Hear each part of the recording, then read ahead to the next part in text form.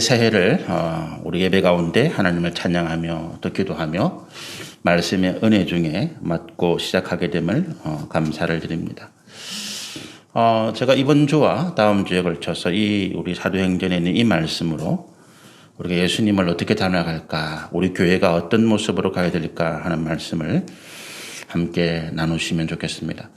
이번 주에는 제가 좀 서론적인, 또 우리가 어떤 문제를 제기하고 이 문제 가운데 우리가 어떻게 나가야 될지를 살펴보는 그런 말씀을 우리 함께 좀 나누셨으면 좋겠습니다. 우리 구체적인 본문의 내용들은 다음 주에 같이 은혜를 나누시고요.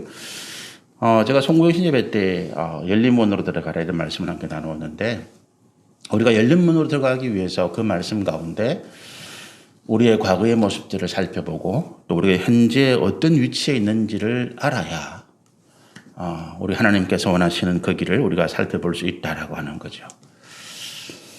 우리 요즘 우리 진단의학이라는 게 굉장히 중요해졌습니다. 진단의학. 이게 뭐냐 하면 우리 몸에, 또 우리 신의 또는 정신의, 마음의 어떤 건강 이런 부분들을 사전에 살펴봐서 미리 진단하고, 그래서 문제가 되고 또 그래서 어려움이 있는 것들을 사전에 좀 진단, 예방하고 또 고쳐나가는 이런 일들을 우리 진단의학 그렇게 얘기하거든요. 예방의학과는 좀 다릅니다. 예방의학은 미리 이제 어떤 예방적인 활동을 통해서 좀 조심하는 것이고, 진단의학이라고 하는 것은 지금 우리 상태를 살펴보는데, 지금 우리의 상태라고 하는 것이 과거의 영향을 받았다라고 하는 거죠. 그래서 여러분, 우리가 이제 건강검진 같은 데 가면, 종합검진 이런 데 가면 우리가 과거의 식습관이나 아니면 과거의 생활습관들을 문진합니다. 물어서 당신이 어떻게 먹었고 어떻게 운동했고 어떻게 생활습관이 짜여졌는가 이런 걸 이제 물어보는데, 이것들이 굉장히 중요해요. 우리의 과거의 어떤 식습관이나 생활 습관들이 오늘 현재의 내 몸과 마음의 상태를 만들었다라고 하는 것입니다. 그래서 현재의 내 몸과 마음의 상태, 또 내 속에 있는 어떤 병이나 어려움들은 과거의 문제들을 살펴서 그 원인을 찾지 아니하면 오늘 우리의 몸의 상태와 문제들을 해결할 수 없다라고 하는 거죠. 그것을 해결하지 못하면 단지 우리는 내 안에 지금 현재 내게 있는 어떤 문제의 원인, 정상들만, 겉으로 드러나는 정상들만 해결할 수 있다는 것입니다.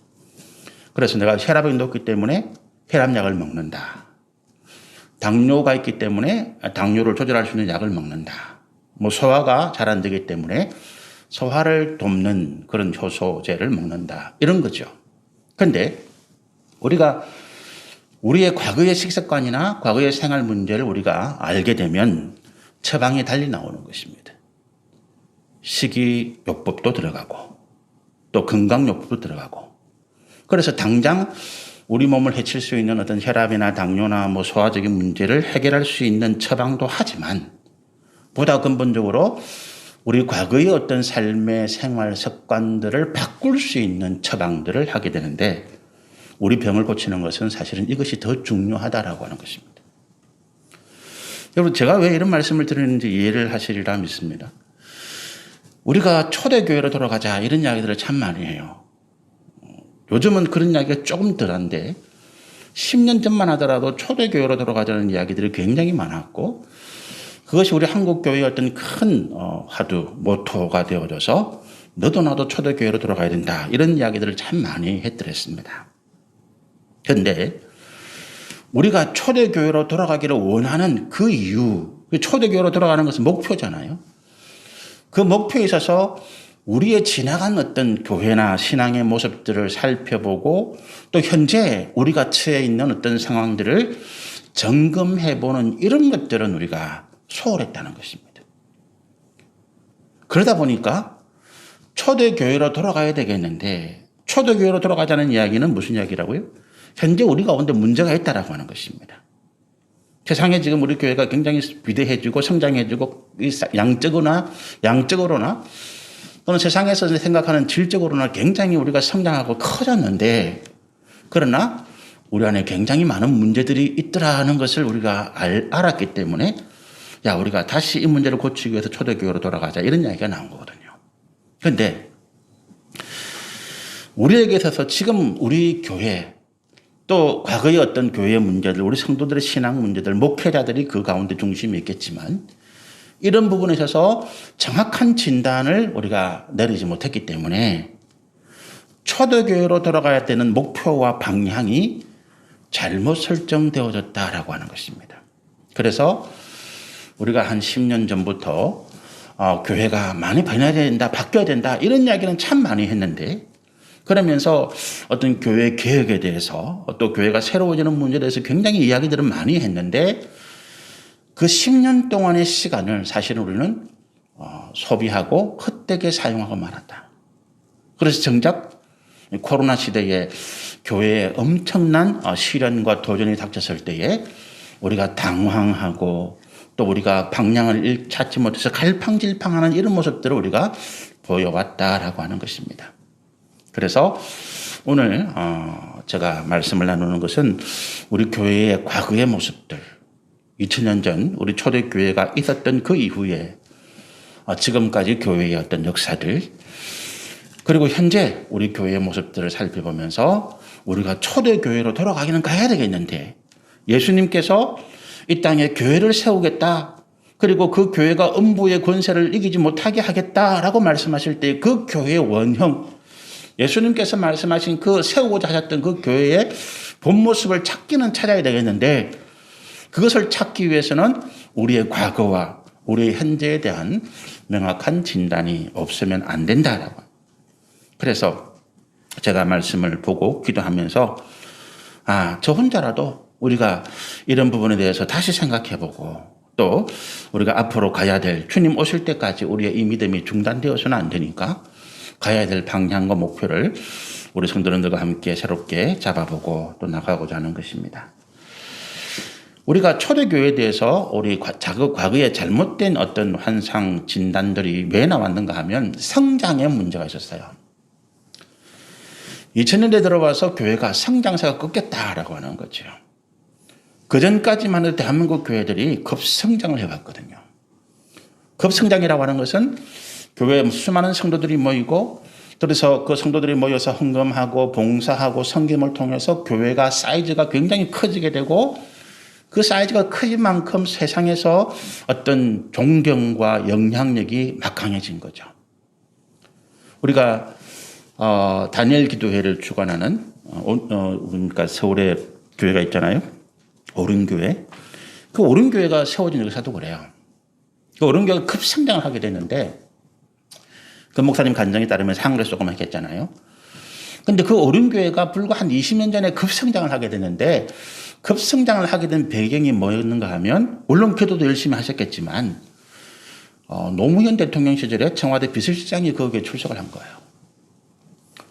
노무현 대통령 시절에 청와대 비서실장과 그 비서실에 있는 중요한 사람들이 다 거기 출석을 하다 보니까 주변에 세상에서 돈 있고 또 권세를 지향하고 또 그와 같은 사람들을 가까이 하고 싶은 사람들이 그게 급격하게 몰리기를 시작한 것입니다. 이야기는 제가 이제 그 오른교회에 부교육자로 사역했던 제 동기들로부터 직접 들은 이야기고 또 그 당시에도 그런 분들이 많았다 그런 얘기를 하더라고요. 어쨌든 물론 이제 그 목사님이 굉장히 기도를 열심히 하고 전도를 열심히 하고 사역도 열심히 하셨겠지만 교회가 짧은 시간에 그와 같이 급격하게 성장이 되는 그런 원인이 있었다는 거죠. 그런데 어쨌든 2000년대가 들어오면서 우리 사회적인 분위기가 바뀌고 결정적으로 교회가 위축되기 시작한 데는 다른 이유가 있는 게 아니라 우리의 삶이 세상의 삶이 평안해졌다는 거예요. 우리가 1970년대 조영기 목사님이나 우리 선배 목회자들이 교회를 막 부흥운동 이끌어갈 때는 교회 나와서 예배드리고 기도하고 예수 믿어서 복 받자는 거였거든요. 그 복이 뭐였다고요? 세상에서 많은 돈을 벌고 성공하고 세상에서 출세하는 이것들이 복이었다라고 하는 것입니다. 제가 한 5년 가까이 2000년도 초에 제가 부교육자로 있었던 청담교회도 마찬가지였거든요. 강남에 그 당시에는 청담동이 개발이 덜 됐었어요. 그래서 외부에서 자가용이 아니면 접근하기가 좀 어려웠어요.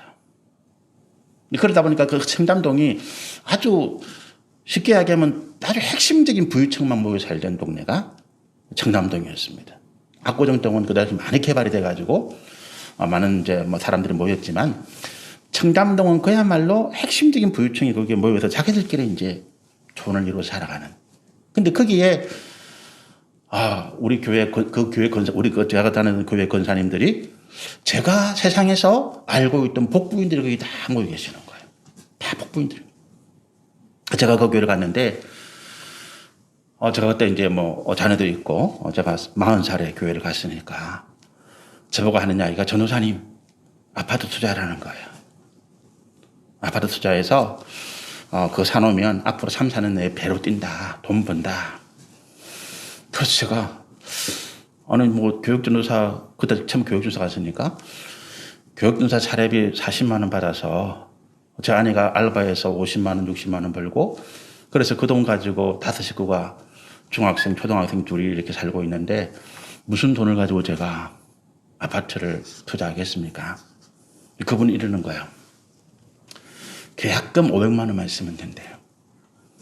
계약금 500만 원을 들고 계약을 해놔가지고 그때는 뭐 지금처럼 1순위, 2순위 없었잖아요. 그냥 신청만 하면 되는 거야. 그래 놓고는 그 다음에 뭐 중도금이니 무엇이 뭐 다 연체시키라는 거야. 다 연체시키래. 연체 이제 금 내지 말래. 다 연체시키고 나중에 입주할 때 되면 2, 3년 뒤에 그게 2배, 3배로 뛸 거니까 그거 다 처리하고도 엄청나게 번다는 거. 그분들이 맞아요. 그분들의 말이 맞더라고. 그때 제가 그렇게 했으면 아마 지금 뭐 아파트 몇 채는 가지고 있었을 것 같은데 그런데 저는 그런 자신도 없었고 또 500만 원 가지고 500만 원 그 당시에 만들지도 못했고 또 제가 그런 생각도 안 했고 그러다 보니까 이제 그랬거든요. 근데 우리 삶이요. 우리가 70년대 우리 청계천 판자촌에 철거되면서 이동했던 그런 일들 그 다음에 다 힘들고 어려운 시대에는 교회 와서 전부 다 기도하고 하나님께 앞에 예배를 열심히 드리고 헌금 많이 하면 복 받는다 이 생각을 가지고 교회로 온 거예요. 또 실제로 교회를 다닌 많은 분들이 하나님 은혜와 복 가운데 그 삶이 많이 나아졌거든요. 그래서 서울에 강남에 가면요. 서울 강남에는 기독교 인구가 한 40% 50% 돼요. 교회 다니는 분들이 강남에 엄청나게 모여 살더라고. 전도가 막 되는 거죠. 축복하고 기도하고 하니까 사업도 되고 돈도 벌고 잘 되고 되더라는 거예요. 또 그렇게 성공한 사람들 주위에 성공을 바라는 사람, 희망하는 사람들이 막 모이기 시작했다는 거예요. 그래서 소망교회가 만들어지고 광성교회가 만들어지고 그 같은 교회, 광림교회 이런 교회들이 강남에 대형교회들이 만들어졌다는 거예요.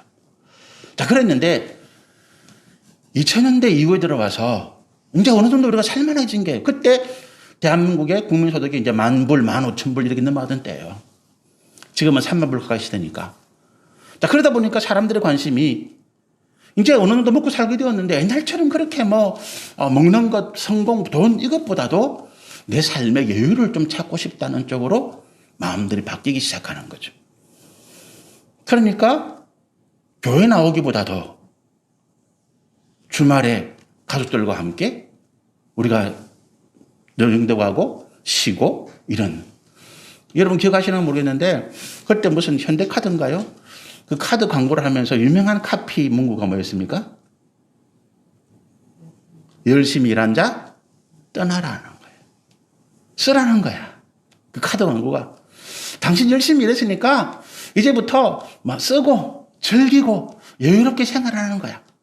그 카피 광고 엄청나게 히트를 쳤거든요. 열심히 일한 당신 떠나라.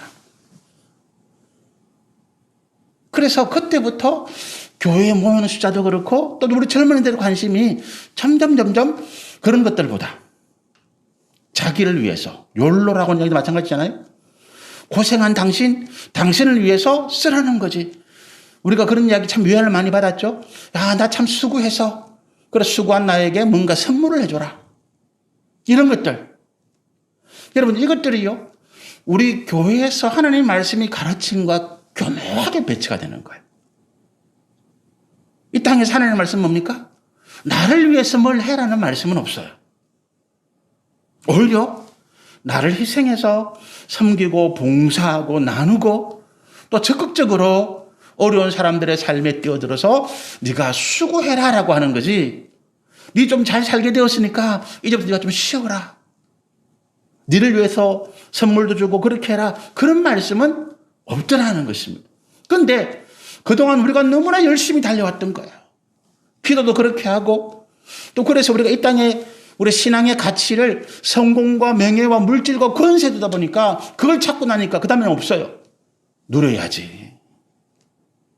그 이후로 교회가 세상에 메시지를 주지를 못한 거예요. 지금까지는 성공이라고 하는 메시지를 던졌는데 성공했어. 이 땅에서. 돈도 벌었어요. 명예와 부와 권수도 가졌어. 그 다음에는 어떻게 해야 된다는 메시지가 교회를 통해서 나오지를 못했다는 것입니다. 교회 지도자들은, 목사님들은 여전히 기도하고 복 받아라, 헌금하라, 뭐 어떻게 해라, 열심히 해라, 그러면 하나님 복 주신다. 이것만 계속 이야기한 거지. 근데 사람들이, 야, 나 이제 살만큼 살게 됐는데 왜 자꾸 내가 이렇게 힘들게 해야 되나? 그래서 그때부터 교회 요구한 게 뭡니까? 위로의 메시지예요. 위로의 메시지. 뭔가 좀 지치고 힘든, 우리 일주일 동안 열심히 일했는데 교회 와서도 내가 봉사하고 수고하고 그거 말고 나를 좀 위로해주고 좀 힘들고 지친 나를 좀 편안하게 해주고 이렇게 좀 해줬으면 좋겠다. 그래서 교회 시설도 분위기도 아주 위로하고 교회 가면 그냥 편안히 쉴 수 있고 아무것도 안 해도 돼. 성가대가 아주 오케스트라 웅장하게 하고 화면이나 뭐 모든 시설들이 잘 돼 있어가지고 거기에 우리 마음이 이제 변하게 된 거죠. 그래서 대형교회는 점점 그런 시설로 옮겨가고 또 약한 교회들은 점점 도태돼가는 그런 상황으로 지금 우리가 오게 된 거예요. 근데 어쨌든 간에 교회 전체적으로 보면, 한국 교회 전체적으로 보면 2000년대를 정점으로 해서 새신자가 교회에 출석하는 인구가 특별히 우리 젊은 세대들이 교회를 출석하지 않게 되었다는 것입니다. 이 고민이 생긴 거예요. 야, 이거 교회가 성장하지 않는데 그거 왜 이렇지? 성경을 막 열심히 연구해 보니까 그래, 초대교회에서는 이 폭발적인 성장, 사도 베드로가 설교하니까 하루에 3,000명, 5,000명의 회개에 나오고 수많은 믿음의 역사가 나타나는데 거기에 성령의 은사더라. 성령의 기적, 성령의 치유, 성령의 어떤 뭐 놀라운 역사가 나타나면서 그때부터 우리 2000년도부터 우리 교회에 이런 성령의 은사 운동이 활발하게 나타난 것입니다. 그 초대교회로 돌아가지 않은 목적이 그거예요. 자, 우리 교회가 다시 한국 교회가 성장해야 되겠는데, 이 숫자가 늘어나야 되겠는데, 더 많은 다음 세대들이 교회로 오게 만들어야 되겠는데, 그 방법이 뭐냐? 은사다. 성령의 은사, 성령의 능력. 목회자들이 또 능력 있는 주의종들이 병을 고치고 방언을 말하고 예언을 말하고 그렇게 해서 수많은 사람들이 거기에 확 몰려올 수 있도록. 그래서 일부 교회들이 그렇게 많이 나갔어요. 저도 거기에 마음을 빼앗긴 적도 있습니다. 그 초대교회로 돌아가지 않은 이유였다는 거예요. 그러나 우리가 오늘 이 본문을 통해서 다음 주에 말씀 나누겠지만 이 본문을 통해서 살펴보면 예수님께서 원하셨던 그 원형인 교회, 예수님께서 우리 가운데 이 땅에 세우기를 원하셨던 교회는 그런 모습이 아니었다. 폭발적인 성장. 그래서 수많은 사람들이 모여서 복받고 은혜 받고 같이 뭐 어떻게 이게 아니었다는 것입니다. 다른 데 있었다. 그 부분은 우리가 다음 주에 살펴보시면 좋겠고, 그래서 우리 현재 교회의 모습, 지금 이 모습은 어떻게 생각하면 우리의 욕심과 탐욕의 결과물인지 모른다라고. 목회자도 목회 성공이라고 하는. 제가 서울에 목회자들 사이에는 최고의 어떤 학교라고 하는 데를 나왔어요. 제가 그걸 자랑하려고 하는 건 아니고, 그 당시에 7대1 경쟁률이었거든요. 서울대, 연대, 고려대 졸업한 친구들도 무수하게 떨어지고, 거기에 입학한 것만으로도 굉장히 자부심을 갖는 그런. 근데 그 잘나고 똑똑한 친구들이 모여서 수련을 하고 같이 이제 기도를 하고 모이면 하는데, 당신이 앞으로 목회에서 뭘 이루기를 원하느냐 물어보면 다 뭐를 꿈꾸는가 하면 나는 대형교회, 나는 교회를 크게 부흥시켜가지고 교회를 크게 지어서 나는 그 큰 교회를 목회하는 게 꿈이다라고 하는 그런. 근데 그 당시도 그렇지만 지금도 마찬가지죠. 그렇게 대형 교회를 키우고 그렇게 해서 모든 사람들이 부러워하는 목회자의 어떤 숫자는 우리 한국 교회 0.1%, 1%도 채 안 되는 숫자거든요. 근데 그 당시에 목회자들, 순수하게 하나님 앞에서 믿음으로 나아가야 될 신학생들까지도 성공이라고 하는 탐욕과 우리 정욕에 붙잡혀 있었다라고 하는 겁니다. 그러니까 그 메시지, 그 말씀, 그 가르침을 통해서 함께 신앙생활하는 성도들은 말할 것도 없는 거죠. 그래서 우리가 지금 현재 보고 있는 이 교회, 이 모습들은 우리 욕심과 탐욕의 결과물이다. 하나님의 말씀과는 전혀, 어떻게 보면 전혀라고 하기는 좀 그렇지만 많이 동떨어져 있는 그런 모습이다. 2000년 교회 역사를 살펴보면 교회가 우리 지금 이 사도행전부터 시작해서 AD 300년까지 313년에 콘스탄틴 황제에 의해서 교회가 공인이 돼요. 국교로 삼아진 게 아니고요. 이제 교회가 더 이상 탄압받고 핍박받는 그런 종교가 아니라 로마로부터 인정받는 교회. 내가 교회를 다니고 예수를 믿는다고 해도 더 이상 내가 세상에서 핍박을 받고 손해를 보지 않는 그런 것으로 공인된 게 AD 313년인데 그때까지 300년이잖아요. 예수님께서 십자가에서 교회를 세우시고 그리고 믿음의 성도들이 세상에서 복음을 전하고 진리의 가치를 가지고 살아가는 믿음의 생활이 300년 동안 어떻게 했어요? 로마 공동묘 지하에 있었다고요. 교회가. 카타콤베라고 하는. 터키에 가면 가파도키아 지역에 그 바위산들 있잖아요. 거기에 구멍들이 막 뚫려 있는데 그 구멍들이 뭔지 아십니까? 저는 안 가봤는데 다음에 기회가 되면 가보십시오. 거기가 교회예요. 교회라고요. 교회가 핍박을 받으니까 그 광야에 또 평지도 아니고 사람들이 접근하기 어려운 그 바위산 구석에 구멍을 파고 굴을 파고 아니면 그 만들어진 굴을 좀 더 넓혀서 거기에서 공동체로 생활하고 예배드리고 교회를 만들었더라는 300년 동안. 300년 동안. 그리고 콘스탄틴 황제가 313년에 교회를 공인했습니다. 교회가 돼도 세상 밖으로 나오게 된 거예요. 지하에 있다가 굴에 있다가 음지에 세상에 천대받고 박해받고 고통받았던 교회 성도들이 세상으로 나오게 된 거예요. 그 계기가 뭡니까? 우리가 교회사를 읽어보면 그런 이야기해요. 이 콘스탄틴 황제 시절에 로마가 4명의 황제가 다스리고 있었거든요. 로마가 분열되면서 힘있고 권세 있는 장군들이 서로 황제를 자칭하면서 4명이 있었다고요. 그런데 그 4명끼리 전쟁을 벌여가지고 로마를 다시 통일하려고 그래요. 거기서 최종적으로 승리한 사람이 콘스탄틴 황제입니다. 근데 그 마지막 전쟁에 들어가면 이탈리아의 밀비치라고 하는 다리에서 이제 서로 전쟁을 치르게 되는데 우리가 알고 있는 내용은 그래요. 그 밤에 하나님께서 이 콘스탄틴 황제의 꿈에 나타나서 네 방패에 십자가를 걸어라. 네 모든 군사들의 방패에 십자가를 걸어라. 네 깃발을 십자가로 삼아라. 그러면 내가 너를 승리하게 해주겠다. 그래서 콘스탄틴 황제가 아침에 명령을 내리는 거예요. 야, 내게 속한 모든 부대들은 십자가를 다 꺼. 그리고 그들이 승리하고 그 승리한 뒤에 콘스탄틴 황제가 기독교를 공인했다. 이렇게 우리가 알고 있거든요. 그러나 우리가 하나님께서 그렇게 역사하셨다라고는 저는 솔직하게 인정이 잘 안 돼요.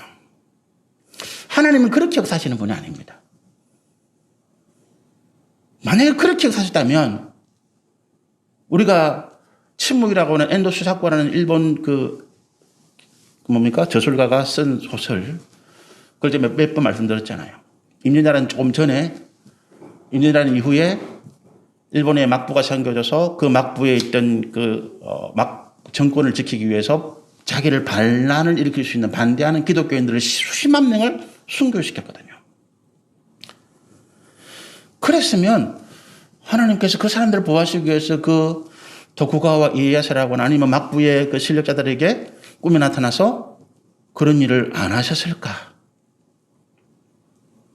한국에도 수많은 우리 천주교 기독교 신자들이 박해를 받고 죽음을 당했는데 그때는 왜 하나님이 침묵하셨을까? 하나님이 그렇게 역사하지 않으신다. 성경에 어디를 봐도 그렇게 역사하시는 부분은 없어요. 꿈에 나타나서 그 사람의 마음을 회심시키는 경우는 없다고요. 그럼 우리가 이걸 어떻게 이해해야 됩니까? 여러분, 우리가 이 콘스탄틴 황제가 자기가 로마를 재통일하고 그리고 그 군사들의 사기를 일으키고 그리고 통일된 그 로마 제국을 다스리는 데 있어서 뭐가 필요했다고요?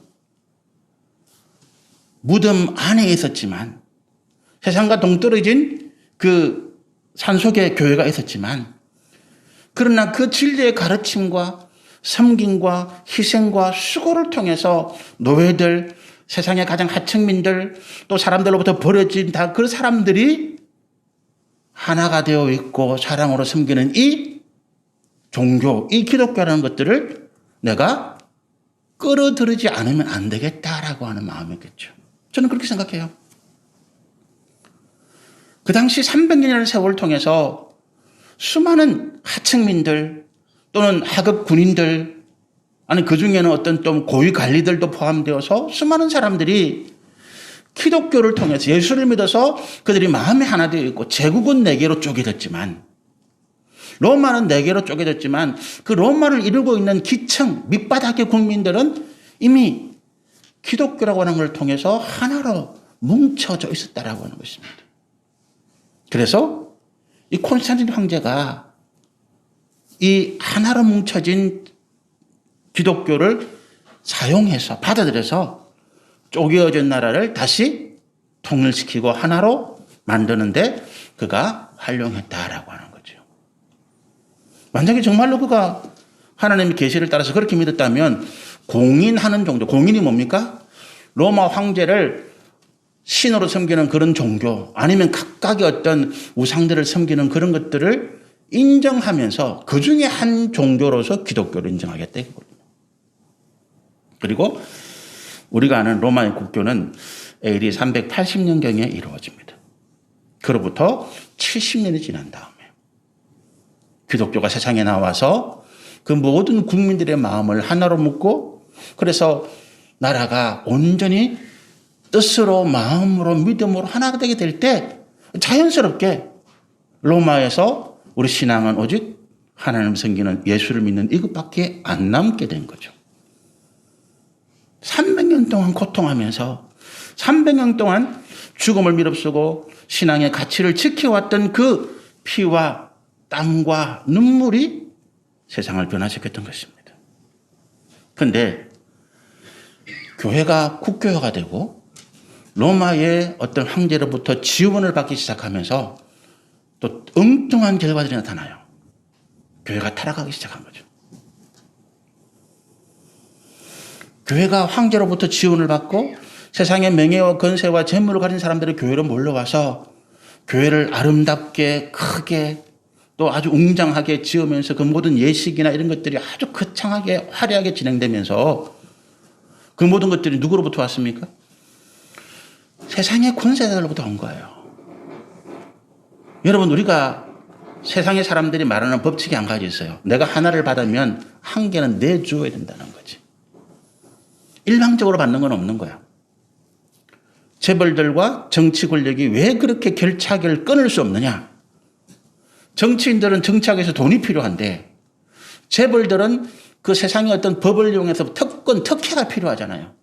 남들과 다른 고급 정보, 뭔가 일을 하려고 하는데 규제나 이런 것들을 좀 풀어주고 막아주고 그걸 정치 권력자들이 가지고 있고 그래서 정치 권력자들은 재벌들이 원하는 어떤 규제나 아니면 고급 정보나 개발에 대한 걸 이런 것들을 다 제공해주고 재벌들은 그걸 받았으니까 정치인들이 원하는 정치 자금들을 제공해주고 교회가 세상으로부터 뭔가 특혜를 받았으면 뭐를 줘야 돼요? 교회가 가지고 있는 거룩함, 정결함, 진리, 공의를 줘야 되는 거예요.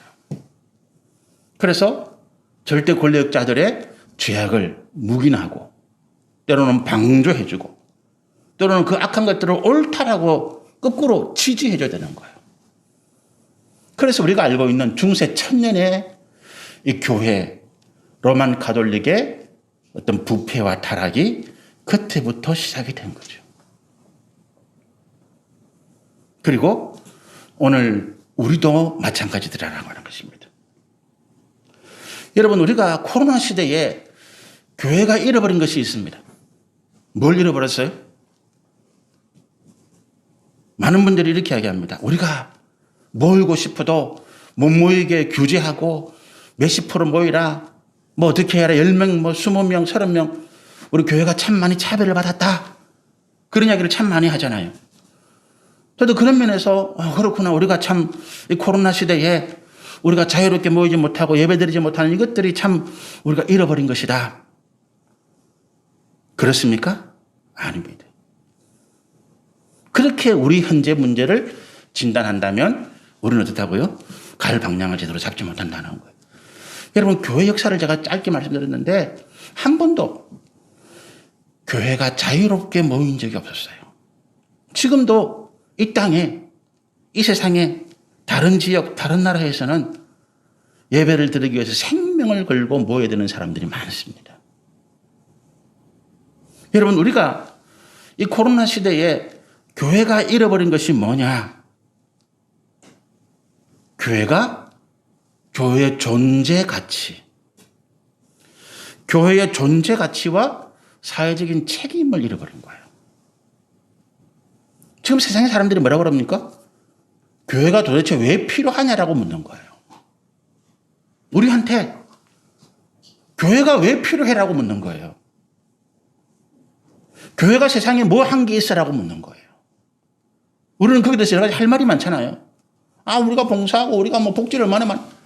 그런데 이 코로나 시대 들어와서 이 코로나가 전파되어지고 국민들이 굉장히 어려움을 겪게 되는 그 변곡점마다 그 위험하고 힘든 지경, 뭔가 좀 안정되려면 뭔가 터져나와서 문제가 확산되는 이 변곡점마다 교회가 있었더라는 거예요. 신천지 이단, 사람들은 그 구분 안 해요. 지난 말씀드렸듯이 지금 우리 창원에 갑작스럽게 숫자가 많이 늘어난 것에서도 교회가 지금 문제가 있어요. 세상 사람들이 말할 때, 야, 교회 너거는 뭐야? 너거는 세상의 한 구성원이 아니야? 그래서 비아냥거리죠. 그래, 너거는 뭐 기도 열심히 하니까 코로나 안 걸리고, 뭐 죽어도 천국 가니까. 근데 우리는 뭐야? 라고 하는 거예요. 교회는 이 세상 속에 있는, 세상 속에 있다라고 하는 것은 세상 속에서 어떤 책임을 가져야 되는, 더 나아가서 우리가 단순히 어떤 뭐 그런 세상에서 하여야 될 역할이 아니라 우리는 세상을 구원하고 세상의 화평과 공의와 또 세상의 모든 다툼들을 진리 안에서 해결해야 될 책임이 우리 가운데 있음에도 불구하고 우리는 그것들을 잃어버렸다. 놓쳐버렸다. 뭐 때문에? 교회가 가야 할 방향들, 교회 현재의 어떤 위치들을 잘못 진단하기 때문에. 그래서 세상 사람들이 교회가 없어졌으면 좋겠다라고 이야기하는 거예요. 교회가 없어졌으면 좋겠다. 여러분, 앞으로 교회를 건축하는 데 있어서 우리가 이 지역사회에 동의를 받아야 될 때가 있을지도 모릅니다. 이미 그런 지역들이 있어요. 교회를 건축하려고 할 때 마음대로 건축하는 것이 아니라 그 지역 주민들의 70% 이상 동의를 받아야 된다든지. 왜 그렇습니까? 교회의 존재 가치가 없어졌더라. 사람들이 볼 때. 교회가 들어와서 오히려 시끄럽고 주차 문제, 골치 아픈 문제가 더 많이 나타나더라. 세상에 사람들이 교회의 존재 이유를 묻는 거예요. 너는 왜 존재하는데? 여러분, 우리가 여기에 뭐라고 대답을 할 수 있을까요? 여기에 대해서 우리가 우리 스스로 이 질문에 대해서 답을 찾지 못하면 우리는 교회가 나가야 할 길을 찾을 수가 없다. 그냥 교회 나와서 기도하고 예수 믿으면 하나님 은혜로 복 받는다. 그런데 세상에 교회 나와서 돈 많이 버는 사람보다 교회 안 나오고 돈 많이 버는 사람들이 훨씬 많습니다. 어제 뉴스를 보니까 대한민국의 주식 상위 탑5. 대한민국의 주식을 제일 많이 가지고 있는 부자 5명 있는데 그중에 4사람이 삼성그룹 사람들이에요. 이건희 회장의 부인 홍라희라는 여사, 그 다음에 이건희 회장의 3자녀, 아들, 딸 둘이 있잖아요.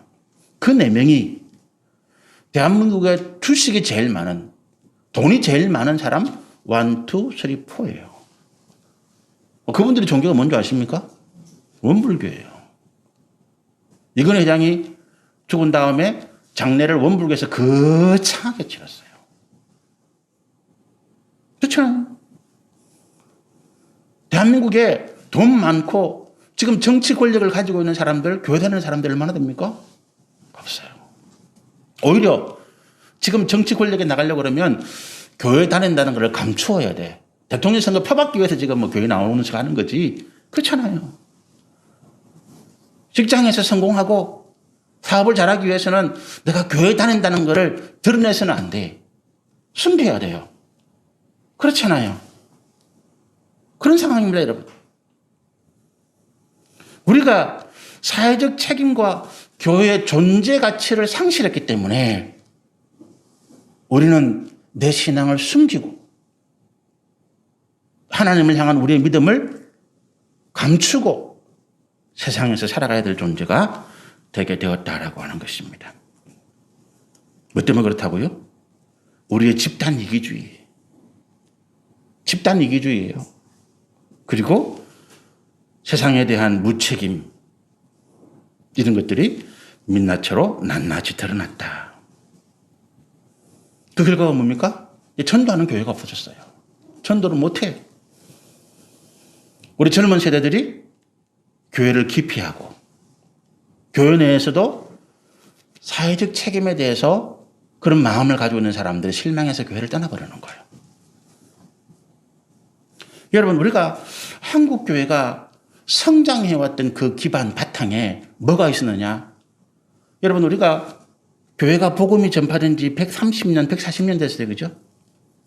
근데 처음에 한국에 기독교가 들어온 다음에 그 복음을 전파하고 믿음을 전파하는 거기에 상황이 쉬웠습니까? 안 쉬웠어요. 근데 그 선교사들, 그리고 초대교회에 그 우리 한국 기독교의 초대교회의 믿음의 선배들이 뭘 했습니까? 한 게 없어요. 열심히 뭐 전도하고 이게 아니었어요. 그들은 그 삶을, 그 세상을 진리와 공의와 사랑으로 바꾸는 일을 한 거예요. 쉽게 말하면 황무지와 같은 이 토양을 개간하고 갈아엎는 일들. 처음에 한국교회에 세례받기 위해서 세례자 교육이 있는데 그 세례자 교육에서 뭘 시켰는가 하면 술을 금주하는, 담배를 못 피우는. 이게 왜냐하면 그 당시에 이 술과 담배 문제가 너무나 사회적인 문제. 여러분, 그 선교사들이 처음에 1800년대 말에 찍은 사진 보면 어린아이도 곰방대를 물고 있어.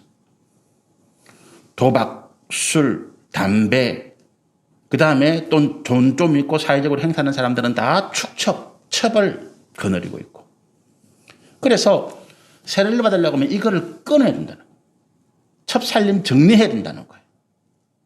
그게 사람들에게 인정되지 아니하면 세례를 받을 수가 없다는 거예요.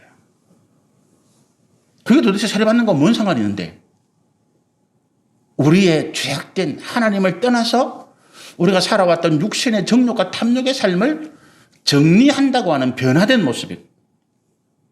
그런데 지금 부끄럽게도요, 목사님들 중에서도 술 먹고 담배하는 사람들도 있고 우리 교회 안에 엄밀한 성적인 문란함이 참 많이 있습니다. 근데 거기에 대해서 우리가 말을 안 해요. 이것이 오늘 우리 교회의 모습입니다. 그게 우리 교회의 모습이에요. 이런 우리가 세상에 나가서 세상에 대한 책임을 방기하고 또 그와 같이 세상의 권세자들 앞에 우리가 힘을 받기 위해서 그 권세들의 악한 것을 우리가 묵인하고 방조하고 오히려 축복해주는 그런 상황에서 교회가 설 자리가 없더라는 거예요. 존재 가치가 없어졌더라는 것입니다. 여러분, 이슬람이 지금 우리 한국교회에서 가장 두려워하는 존재예요. 이슬람 대책위원회, 근데 그 대책위원회 해가지고 이슬람 뭡니까? 할랄 푸드? 그거 만들지 말고, 이슬람 하지 말고, 그거를 해요. 오는 거를 반대해요. 저는 그게 이슬람 대책이 아니라고 봐요. 이슬람이 왜 생긴지 아십니까? 이슬람이 AD 7세기, 마호메트라는 사람이 650몇 년인가요? 이 이슬람교를 처음 만들었는데, 그가 만든 이슬람은 새로운 가르침이 아니에요. 그는 구약 성경에 있었던 하나님의 말씀을 가져와서 그 지역 사람들에게 다시 가르친 거예요. 형제를 사랑하고 이웃을 돌보고 나누고 이걸 이야기한 거지. 그 왜 그렇게 됐는데? 그 당시 북아프리카 지역, 지금 이슬람이 굉장히 창궐한 지역이 북아프리카잖아요. 거기에 기독교의 놀라운 어떤 세상이 펼쳐진 거거든요. 리비아, 모로코 다 그 당시에 아주 기독교 교회가 번성했던 지역이었습니다. 그런데 그 번성했던 기독교의 지도자들이 거꾸로 고통받는 사람들을 더 쥐어짜고 자기들의 명예와 권세와 재물을 위해서 사람들을 더 고통 가운데 몰아갔다는 거예요. 그러니까 사람들이 생각할 때 저 교회는 왜 필요해라고. 저는 없어졌으면 좋겠어. 그래서 우리 그 세계 역사를 보면요. 이슬람 군대가 그와 같이 하층민들의 마음을 우리가 섬기는 알라 그게 엘이에요. 하나님의 이름을 불렀다고요. 우리는 구약시대 이삭의 자손이 아니라 우리는 아브라함의 자손 이스마엘의 후손이다. 그 하나님의 약속이 우리 가운데 있다. 그거를 들고 나와서 가진 사람들의 것을 빼앗아서 가난한 사람 나눠주고 다 형제야. 이 가르침을 들고 나오니까 사람들이 상수도 환영한 거예요. 그래. 저 높은 교회에 앉아서 저 큰 교회에 들어앉아서 말로는 사랑, 말로는 용납, 말로는 은혜를 외치지만 실제로 우리를 쥐어짜는 저 사람들보다 너희들이 낫다. 성문을 활짝 열고 이슬람 군대를 다 맞아들인 거예요. 이슬람이 급속도로 퍼진 게 그겁니다. 여러분 오늘 우리가 이슬람 대책, 이단 대책 어디에 문제가 있다고요? 우리 안에 우리가 너무나 하나님 말씀과 다른 교회, 신앙, 목회를 하고 있더라는 거예요. 문을 활짝 열어놓은 것입니다. 사단이 이단의 세력들이 어둠의 세력들이 빛을 가장하고 들어올 때 우리는 방비할 아무런 능력이 없는 그런 상황에 가게 된 것입니다. 그래서 우리가 정말로 이 코로나 시대에 잃어버렸던 걸 다른 데 있는 게 아니라 우리는 이 세상이 우리 가운데 질문하고 있는 교회가 왜 필요한데? 우리가 왜 예수를 믿어야 되는데? 가장 근본적인 질문. 여기에 대해서 우리가 다시 답을 해줘야 된다는 거예요. 그 메시지를 다시 우리가 하나님의 말씀을 통해서 찾아내고 받고 그래서 이 땅에 고통하고 이 땅에 비명을 지르고 이 땅에 아프다고 그 물질의 풍성한 가운데서 왜 젊은 애들이 그 방탕과 유흥에 빠집니까? 삶의 목적이 없기 때문에 그래요. 그들에게 살아야 할 이유, 삶의 가치를 다시 가르쳐 줘야 된다는 거예요. 그게 우리 교회가 이 코로나 시대 이후를 준비하고 새롭게 맞이해야 될 사명이고 가치다. 저는 그것들을 다음 주 우리 이 사도행전 2장 40절에서 47절의 말씀을 통해서 교회가 나아갈 길과 방향에 대해서 우리 함께 말씀을 나누셨으면 좋겠습니다. 계속해서 제가 예수 닮기라고 하는 이 주제를 가지고 성경을 다 보려고 그래요. 도대체 예수님 우리 가운데 뭘 말씀하시는지 그리고 로마서로부터 요한계시록까지 예수님의 제자들이 성경을 기록하면서 우리 가운데 무슨 하나님의 말씀을 전해주려고 했는지 다시 한번 우리 살피시면서 정말로 하나님께서 원하시는 그 원래의 신앙의 모습들, 원래의 교회의 모습들, 또 우리가 잃어버렸던 우리 교회의 참된 모습들을 우리가 찾아가고 회복하게 되기를 소원하고 축복합니다. 같이 한번 기도하시겠습니다.